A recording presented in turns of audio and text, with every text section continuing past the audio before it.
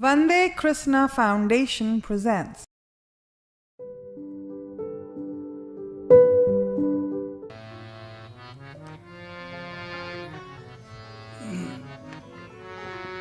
Naren, Naren, Naren,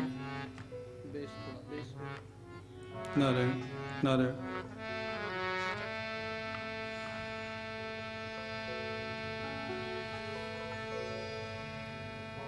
Shantam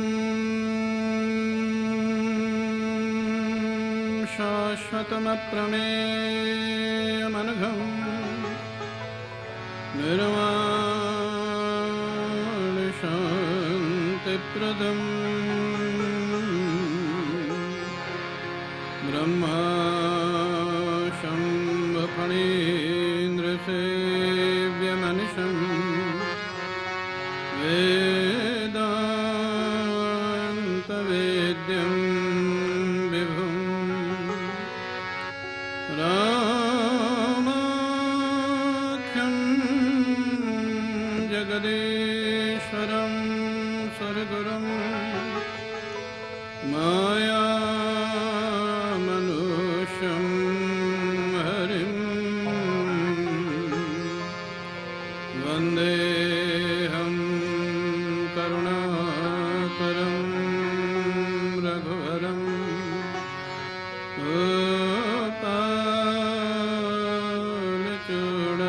Gopalachudamanim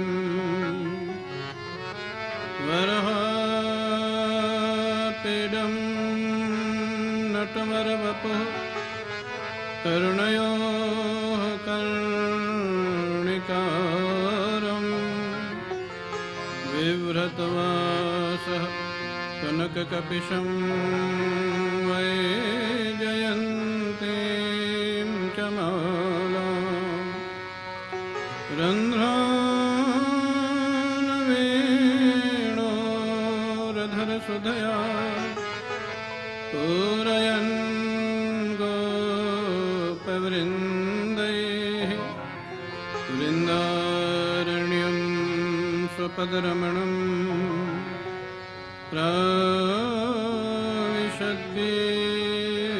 Pravishadgita-kirti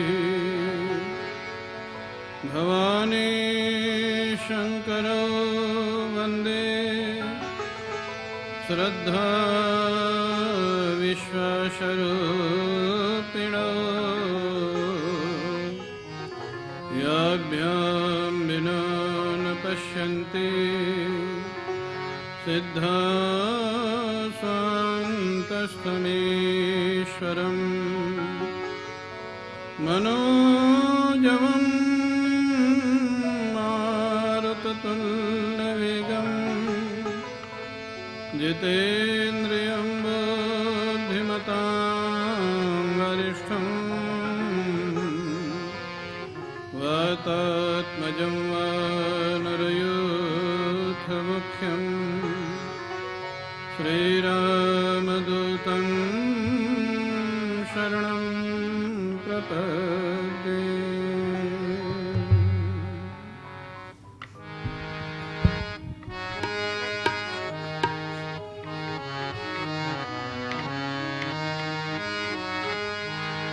Namah Shivaya Namah Shivaya Har Har Bhole Namah Shivaya Namah Shivaya Namah Shivaya Har Har Bhole Namah Shivaya Namah Shivaya Namah Shivaya Har Har Bhole Namah Shivaya Namah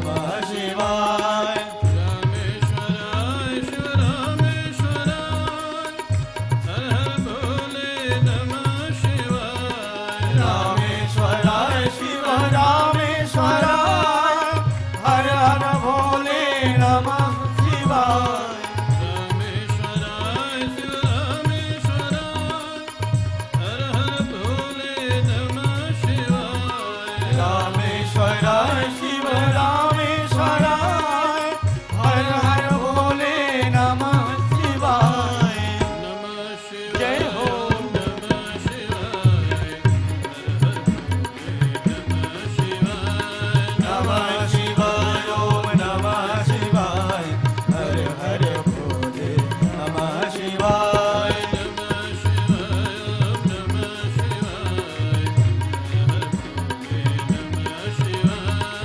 नमः शिवाय ओम नमः शिवाय हर हर भोले नमः शिवाय नमः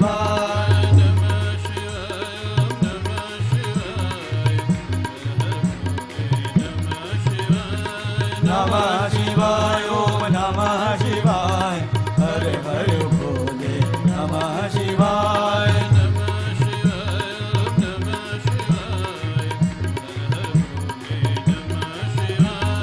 नमः शिवाय ओम नमः शिवाय हर हर भोले नमः शिवाय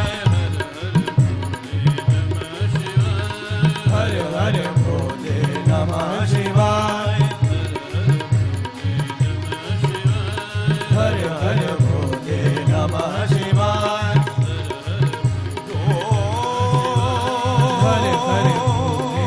नमः शिवाय हर हर भोले नमः शिवाय हर हर भोले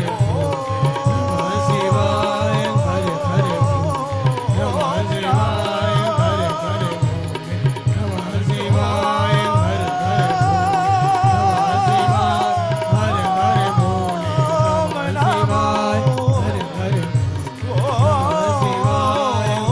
नमः शिवाय हर हर भोले नमः शिवाय हर हर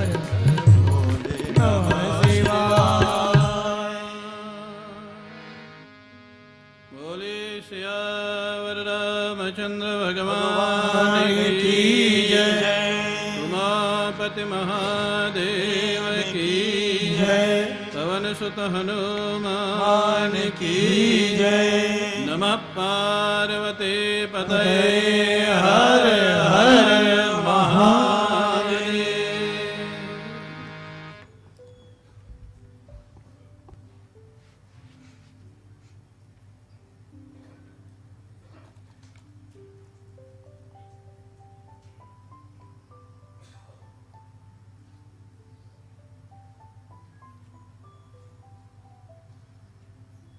नारायण।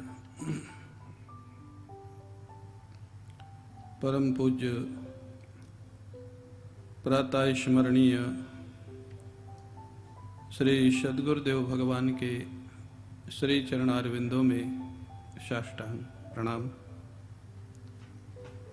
परम श्रद्धे हमारे मित्र स्वामी श्री माधवानंद जी महाराज,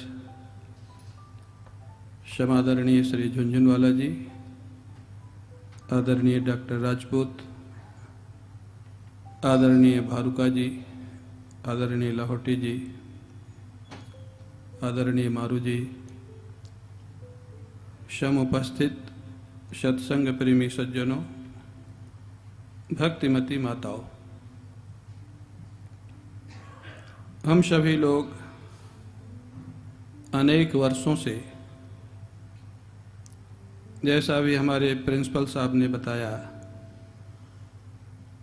14 साल लगभग हो रहे हैं इस कार्यक्रम को। और एक ऐसा स्थान है जहां आध्यात्मिक चर्चा, धार्मिक चर्चा और देशभक्ति की चर्चा, क्योंकि यहाँ जो श्रोता होते हैं बहुत प्रबुद्ध, राष्ट्रभक्त और भगवत भक्त, इस तरह के श्रोता हैं। और यहाँ जितने लोग आते हैं वो सुनने के लिए आते हैं। आप लोग जितने दिनों से आ रहे हैं, 14 साल का समय बहुत बड़ा समय होता है। और उसके बाद काफ़ी परिवर्तन भी हुआ, आपस में यहाँ विचार विमर्श होता है कई विषयों पर। और उसमें मुख्य रूप से हमारे आदरणीय झुनझुनवाला जी और खेतान जी का मुख्य प्रयास रहता है इन सब कार्यों के लिए। और ये ईश्वरीय काम है, निस्वार्थ भाव से इस काम को करते हैं जो ठाकुर जी का काम। तो बहुत सारी बातें जो हमारे ग्रंथों में है, देवर्षि नारद के विषय में इस ढंग की चर्चा कथा, ऐसा नहीं मैं कहता कि सभी नहीं जानते, प्राय सब लोग जानते हैं, लेकिन उनकी कथा के अंदर इतनी इतनी बातें हैं, ये जब तक हम लोग गुरुमुख से नहीं सुनेंगे, नहीं पढ़ेंगे, तब तक वो पता नहीं लगेगा। और देवर्षि नारद के जीवन में अगर ये सब बातें आ सकती हैं,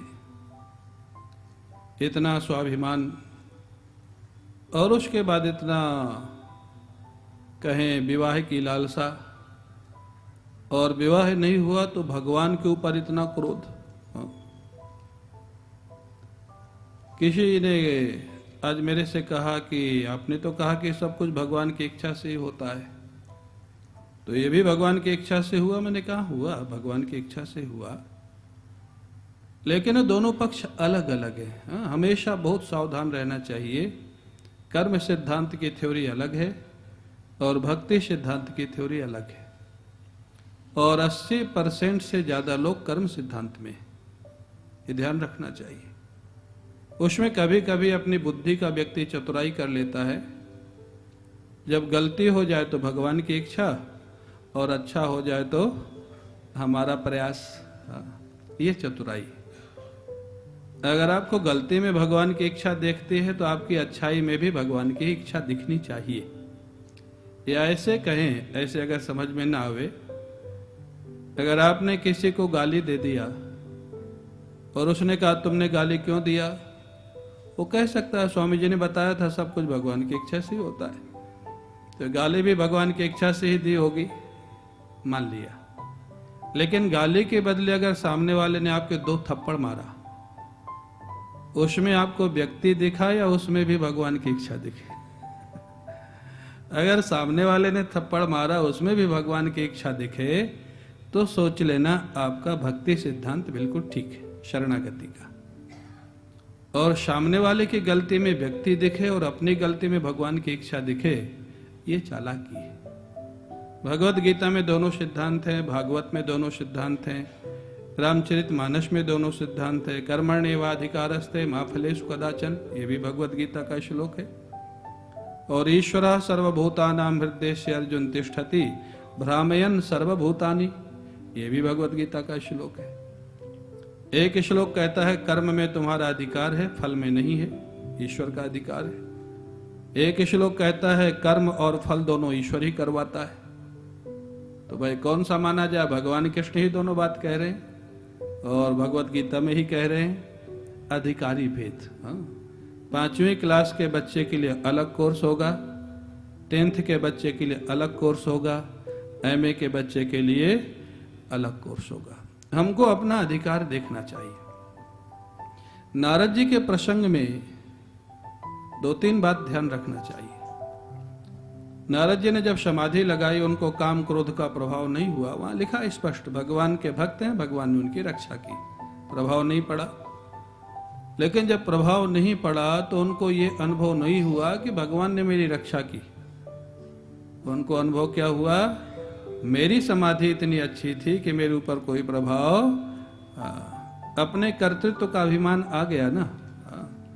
वो भगवान की इच्छा नहीं थी। भगवान किसी को अभिमान नहीं देते, अभिमान का मर्दन करते।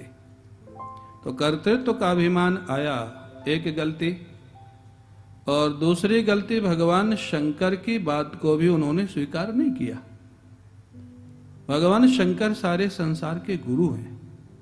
ऐसे भगवान का स्वरूप है जो कभी असुर का भी नुकसान नहीं कर सकते, राक्षस का नुकसान नहीं कर सकते। वो देवर्षि नारद का नुकसान क्या करेंगे? जिन्होंने रावण का नुकसान नहीं किया, बाणासुर का नुकसान नहीं किया, भस्मासुर का नुकसान नहीं किया, जो उन्हीं को भस्म करने में लगा हुआ था, वो देवर्षि नारद का नुकसान क्यों करेंगे? लेकिन नारद जी से एक गलती हुई कि अपनी शक्ति का अभिमान हुआ कि मैंने ऐसी समाधि लगाई, और दूसरा एक महापुरुष की बात पर भरोसा नहीं हुआ। भरोसा नहीं हुआ क्या? अपमान हुआ। हाँ। तो ये जो महापुरुष का अपराध है कभी जान अनजान में हो जाता है, बहुत सावधान रहना चाहिए। बहुत लोग संतों के विषय में प्रायः टिप्पणी करते ही रहते, वो महात्मा ऐसे, वो महात्मा ऐसे, वो महात्मा ऐसे। मेरा निवेदन है, अगर आप किसी के विषय में पूरा नहीं जानते हैं तो प्रशंसा मत करिए, तो निंदा भी मत करिए। कभी कभी अनजान में अपराध हो जाता है, पता नहीं वो अच्छे हों, बाहर से कुछ ऐसी लीला करते हो, हम उनको नहीं समझ सकते। हमारे महाराज जी को भी बहुत लोगों ने नहीं समझा। पूज्य गुरुदेव पूज्य स्वामी अखंडानंद जी महाराज को भी बहुत लोग कुछ ना कुछ बोलते थे। वो साक्षात भगवान के रूप, लेकिन वो जान अनजान में जैसे भी बोलते थे, अपराध हुआ कि नहीं हुआ? अपराध तो हुआ। इसलिए संत का अपराध आप ध्यान रखिएगा हमेशा। भगवान अपना अपराध तो माफ कर देते हैं, लेकिन संत का अपराध जल्दी माफ नहीं करते। और वो स्वाभाविक है, जैसे आपका कोई व्यक्तिगत अपमान करे तो आप इग्नोर कर देंगे, लेकिन आपके अगर बच्चे का कोई अपमान करे तो, हाँ, आपके बेटे का अपमान करे, बच्चे का अपमान करे, माताएं बैठी हैं, इनका कोई अपराध कर दे शायद माफ कर देंगे, लेकिन अगर बच्चे को कोई कुछ बोल दे फिर माँ माफ नहीं करेगी। तो भगवान के जो भक्त हैं तो भगवान के लिए बच्चे हैं, हाँ, उनके बेटे हैं, बच्चे हैं। तो इसलिए कभी किसी संत के विषय में बिना जानकारी के कभी कोई टिप्पणी नहीं करनी चाहिए। हाँ, पता नहीं किस वेश में कौन बैठा है, वो क्यों अपने को छिपा रहा है। हाँ? हमारे महाराज जी के विषय में शायद आपको पहले सुनाया हो कभी। वृंदावन इंटर कॉलेज के प्रिंसिपल आते थे महाराज जी के सत्संग में। वृंदावन जब महाराज जी रहते थे, बड़े योग्य विद्वान थे, लवानिया जी उनका नाम था, अभी उन्होंने संन्यास ले लिया। और वृंदावन कॉलेज के प्रिंसिपल थे, वहाँ के सब लोकल स्टूडेंट वहीं जाते ही थे पढ़ने। उन्होंने एक दिन पूछ ही दिया उनसे, आप वहाँ क्यों जाते हैं, वहाँ आपको क्या मिलता है? हाँ, गुरु जी के सत्संग में, पूज्य स्वामी अखंडानंद जी महाराज सत्संग में। बोले हमको बहुत कुछ मिलता है, ब्रह्मनिष्ठ महापुरुष हैं, भगवान के दर्शन उनको हुए हैं। उन स्टूडेंट लोगों ने दूसरा प्रश्न किया, उन्होंने कहा कि इतने बड़े ब्रह्मनिष्ठ हैं, अगर भगवान के दर्शन उनको हुए हैं तो ये सोने चांदी की थाल में खाना, चांदी के गिलास में पानी पीना, ये महिलाएं उनको पंखा झलती रहती हैं, ये सब क्या है? क्या ये कोई संत का रूप है? ये सब क्यों बना रखा है? प्रिंसिपल ने बहुत अच्छा जवाब दिया। उन्होंने कहा तुम्हारे जैसे नास्तिक लोग उनसे दूर बने रहें, इसलिए सब बाहर से बनाया हुआ है। हाँ, जो आस्तिक होगा वो तो पहुंच ही जाएगा, उसका लाभ ले लेगा। तुम्हारे जैसे जो सिर खाने वाले लोग हैं वो ना पहुंचे, वो समझ लें कि तो महात्मा नहीं, दूर रहे वही अच्छा है। हाँ। तो कभी कभी महात्मा लोग अपनी बचत के लिए, अपने बचाने के लिए भी कभी कभी ये सारी लीलाएं करते। तो अभिप्राय, देवर्षि नारद से पहली गलती हुई कि उनको अपनी शक्ति का अभिमान हुआ, मैंने ऐसी समाधि लगाई। और दूसरा भगवान शंकर का अपराध हुआ। भगवान शंकर के समझाने के बाद भी नहीं माने, बल्कि उनको लगा भगवान शंकर को मेरे से चिढ़ हो रही है इसलिए ऐसा बोल रहे, इसलिए उनके साथ फिर इसलिए भगवान ने कहा और अंकुरेव गर्भ तरु भारी। बहुत विशाल वृक्ष प्रकट हो गया है अभिमान का, अब ये दबेगा नहीं, इसको उखाड़ना पड़ेगा। ये दबेगा नहीं। इसलिए फिर उन्होंने सारी लीला की, जो प्रसंग कल आपने सुना। और विश्व मोहिनी का जब दर्शन हुआ तो कहाँ वो इतने बड़े समाधि में रहते थे, कहाँ व्याकुल हो गए विवाह के लिए। और जब विवाह नहीं होने दिया भगवान ने, भगवान जिसका भला चाहते हैं उसका विवाह नहीं होने देते। नारद जी प्रमाण है, आप लोग क्यों हंस रहे हैं? जिसका भला चाहते हैं नहीं होने देते। नारद जी ने कितना प्रार्थना किया, अच्छा बताओ, इतना प्रार्थना किया भगवान से, भगवान प्रकट भी हो गए। इतनी प्रार्थना की, कभी नारद जी कुछ मांगते नहीं थे। पहली बार मांगा कि हमारा विवाह करवा दीजिए, सौंदर्य दे दीजिए, नहीं दिया। और बाद में नारद जी ने पूछा है, पंपा सरोवर में जब भगवान मिले, जानकी जी के वियोग में जब रो रहे थे, तब नारद जी ने पूछा कि तब विवाह में चाहूं कि ना, प्रभु के ही कारण करे न दीना। नारद जी ने कहा, मैं विवाह करना चाहता था, आपने क्यों नहीं करने दिया? विवाह हो जाता तो मैं भी आपको शाप नहीं देता, आपको रोना नहीं पड़ता। भगवान मुस्कुराए, बोले नारद मैं तो नाटक में रो रहा हूं, तेरे को सही में रोना पड़ता। क्यों भाई, बात सच है कि नहीं? हाँ ना तो बोलो। देखो, हाँ ना बोलना श्रोता का काम है, हाँ, बाकी कथा सुनाना मेरा काम है। सच है ना? कम ज्यादा हो सकता है, रोना तो सबको ही पड़ता है। कम ज्यादा हो सकता है तो रोना तो पड़ता है। हाँ ठीक है, जो भी है, अब तो जो हो गया सो हो गया, उसी में ठीक रहो। तो नारद जी को इतना क्रोध आया जब उनको विवाह नहीं करने दिया। आप कल्पना कर सकते, फरकत अधर, होठ फड़फड़ा रहे क्रोध के कारण, आंखें लाल हैं, इतने रोष में हैं कि जा करके विष्णु भगवान को शाप दे दूंगा, मेरे साथ इतना अन्याय किया। और ये भी ध्यान है कि भगवान है, सर्वसमर्थ है, अगर शाप नहीं स्वीकार करेंगे तो क्या करूंगा?